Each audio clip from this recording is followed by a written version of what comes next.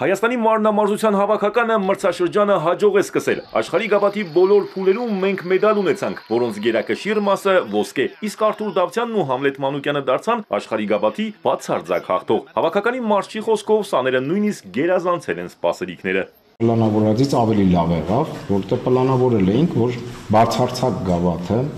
մեր Դավթյան Արթուրը կտանի։ Արթուրը դե տարա, բայց Համլետիկը ինքը կրկնապատկեց։ Այս անսպասելի էր։ Ու շատ ուրախալ էր, որովհետև առաջի անգամ ինքը սկսեց մասնակցել մեծահասակների առաջնությանը, շատ բավականին շատ բարդ մրցակցություն էր, շատ բարդ։ Վերջի կայիրեն կարելի է ասել աշխարհի առաջնություններ։ Հենց որ պատվով ես շատ ուրախ եմ, շատ գոհ եմ, որ մենք պատվով մասնակցեցինք ու լավ արդյունքներ ունեցանք։ Տպավորիչ էր հատկապես Եգիպտոսում կայացած մրցելույթը։ 6 գործիքից 3-ում ոսկե մեդալը եկավ Հայաստան։ Մրցաշրջանի 3-րդ ոսկին նվաճեց 17-ամյա Համլետ Մանուկյանը, որին մասնագետները մեծ ապագա են խոստանում։ Yes, that's the confidence, Hamlet. Շատ ուրախ եմ, շատ հպարտ եմ։ Վարությունս կարողացա լավ կատարեմ, փառք Աստծո։ Արդեն եթե մարզիչները գոհ են մնում, բնականաբար մենք էլ ենք գոհ մեր արածից։ Դժվար էր շատ, բայց պետք է ավելի շատ աշխատենք, որպեսզի Եվրոպայի առաջնությունը ավելի լավ հանդես գանք։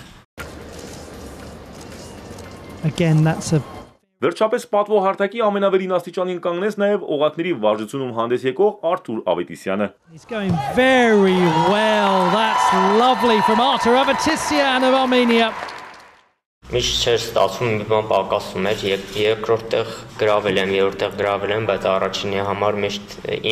իմ սխալի պատճառով միշտ ուժել եմ։ Էլի կային թերություններ, կային սխալներ, կաշխատեմ, շատ եմ աշխատում մարզիչներս հետ միասին, որ այդ նույն սխալները Եվրոպային չլինի, որտեվ ամեն մի չնչին սխալ էդի